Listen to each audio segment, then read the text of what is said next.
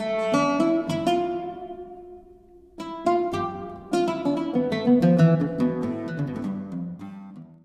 cara memakai mukena dalam sholat. Assalamualaikum warahmatullahi wabarakatuh. Sahabat muslim hafizakumullah. Menutup aurat merupakan sebuah kewajiban bagi setiap muslim, baik di dalam sholat maupun di luar sholat.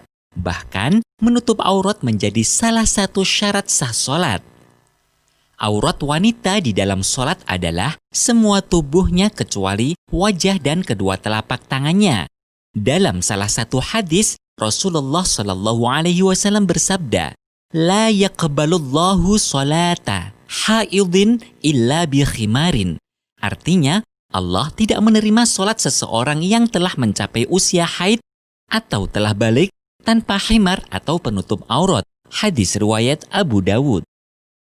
Dalam hasanah budaya Nusantara, para wanita muslimah memiliki tradisi pakaian khusus untuk sholat yang biasa disebut dengan nama mukena atau rukuh atau telekung. Seiring perkembangan zaman, terdapat inovasi sebagaimana yang kita jumpai saat ini di daerah masing-masing.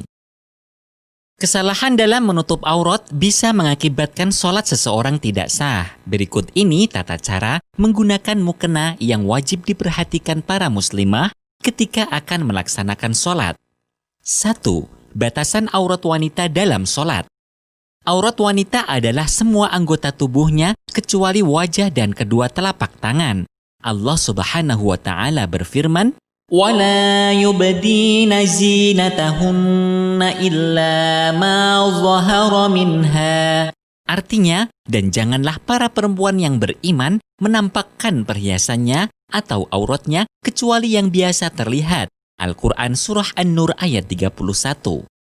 Imam Ibnu Abbas menyebutkan makna dari yang biasa terlihat adalah wajah dan telapak tangan, karena dalam kesempatan yang lain Rasulullah Shallallahu Alaihi Wasallam pernah melarang para wanita yang sedang berihram menggunakan cadar dan sarung tangan. Dengan demikian, apabila wajah dan telapak tangan termasuk aurat dalam sholat, maka tentunya Rasulullah tidak akan memberikan larangan tersebut. Batas wajah yang boleh terbuka dalam sholat sebagaimana telah disebutkan dalam kitab Al-Hawi Al-Kabir, Syekh Ar-Rabi' meriwayatkan perkataan Imam Asy-Syafi'i dalam kitab Al-Um sebagai berikut. Haddul wajhi min qasas asy-sya'ri wa usulil udhunaini ila ma aqbala min adz-dzaqani wal lahyaini. Artinya, batas wajah adalah dari tempat tumbuhnya rambut dan pangkal dua telinga hingga bagian depan dari dagu dan dua tulang rahang bawah. Batas atas dari wajah adalah tempat tumbuhnya rambut manusia normal. Batas bawah adalah ujung dagu dan rahang kanan kiri, sedangkan batas samping kanan kiri telinga bagian luar depan atau biasa disebut sebagai tragus. Untuk menutup aurat bagian wajah sesuai dengan batas-batas yang telah ditentukan tersebut, tidak akan bisa sempurna jika tanpa menutup sebagian kecil dari wajah. Oleh karena itu, menutup sebagian kecil dari wajah hukumnya adalah wajib. Hal ini masuk kategori dalam kaidah.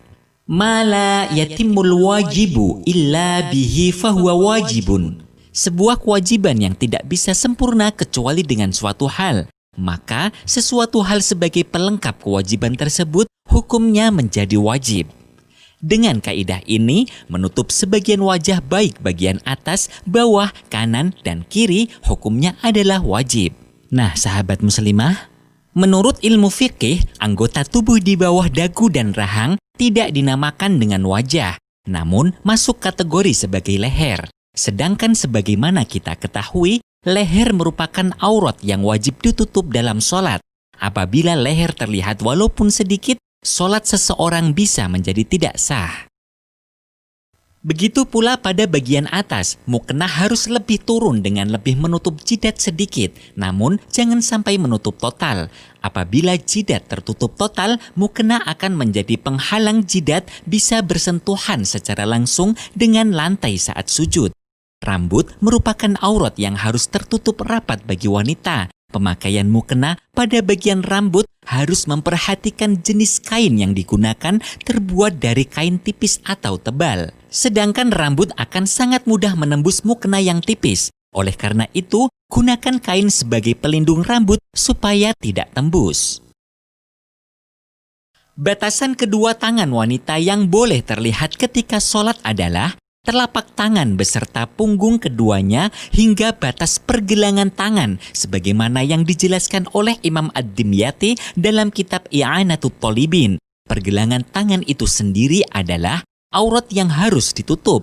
Apabila pergelangan tangan atau anggota tubuh di bawah pergelangan tangan bisa terlihat, maka sholatnya tidak sah.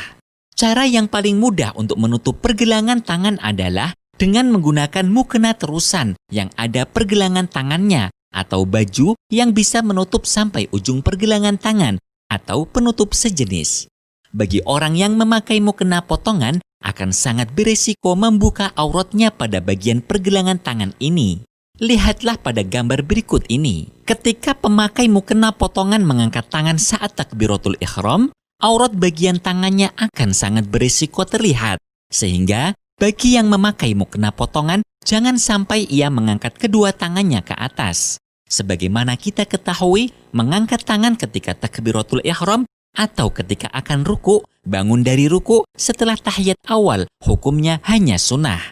Apabila kesunahan tersebut dilakukan namun mempunyai resiko membuka aurat, maka kesunahan mengangkat tangan lebih baik dihindari. Jika ingin menggunakan mukena potongan dengan aman, terlebih dahulu gunakan pakaian yang sudah menutupi seluruh auratnya, sehingga tidak beresiko saat melakukan gerakan apapun. Sahabat muslimah, aurat wanita tidak boleh tampak dari arah samping. Oleh karena itu, pemakai mukena potongan ketika ruku dan membiarkan mukena atasnya menjuntai ke bawah bisa mengakibatkan sholat seseorang tidak sah apabila pemakaiannya tidak memakai pakaian dalam yang menutupi semua auratnya. Batalnya sholat di sini disebabkan tampaknya aurat dari arah samping. Saat akan melakukan ruku, bagi wanita yang menggunakan mukena potongan, usahakan tidak mengangkat tangan. Mukena selalu dijepit. Hal ini supaya aurat bagian tangan tidak menjadi terbuka. Begitu pula ketika menyentuh lutut. Usahakan tangan selalu menjepit rukuh supaya tidak menjuntai ke bawah. Nah, sahabat muslimah, aurat yang terkadang terlewatkan dari perhatian adalah bagian kaki. Kaki adalah aurat bagian wanita. Apabila kaki sampai terbuka, sholatnya menjadi batal. Selanjutnya adalah mukena yang terbuat dari kain tipis. Banyak mukena yang beredar terbuat dari bahan tipis dengan tujuan supaya tidak panas dan nyaman saat digunakan.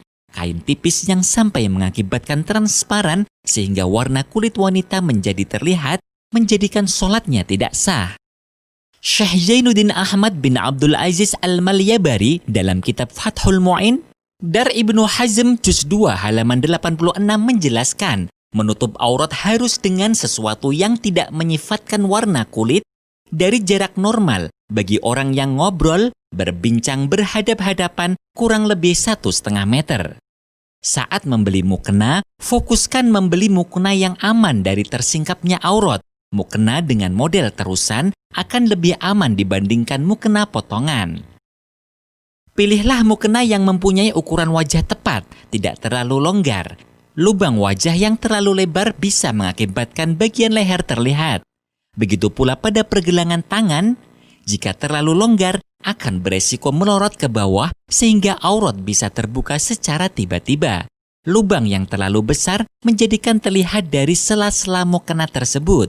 Gunakan tali pengait mukena di sela-sela jari supaya mukena tidak turun ke bawah. Pada bagian bawah, jika mukena terlalu kecil kurang menjuntai ke bawah, bisa mengakibatkan tersingkapnya kaki saat sujud. Nah, demikianlah beberapa poin dan tips penting dalam mengenakan mukena.